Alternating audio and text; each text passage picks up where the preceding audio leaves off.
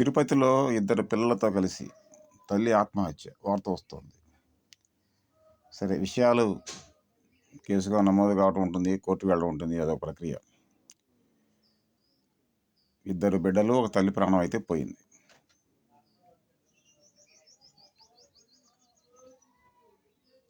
ప్రాథమికంగా ఆత్మహత్య అంటూ ఒక వార్త బయటకు వస్తుంది.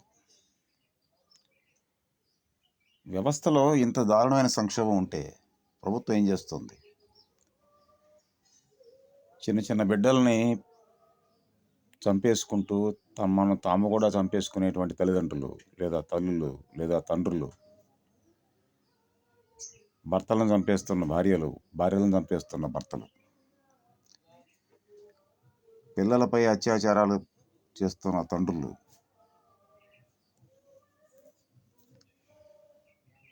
ఇంతటి దారుణమైనటువంటి సంక్షోభంలో వ్యవస్థ ఉంటే ప్రభుత్వాలలాగా వ్యవహరిస్తున్నాయా? ఈ సంక్షోభాన్ని పరిష్కరించే వైపుగా ఆలోచిస్తున్నాయా?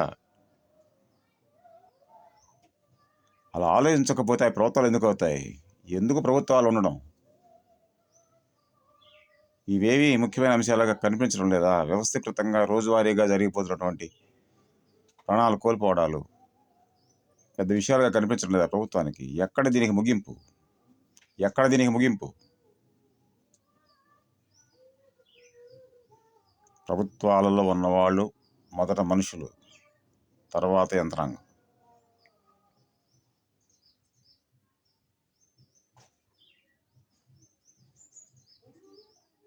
ప్రజల సమస్యల పరిష్కారం కోసమే ప్రభుత్వం ఉంటుందన్న విషయం గుర్తుపెట్టుకోవాలి.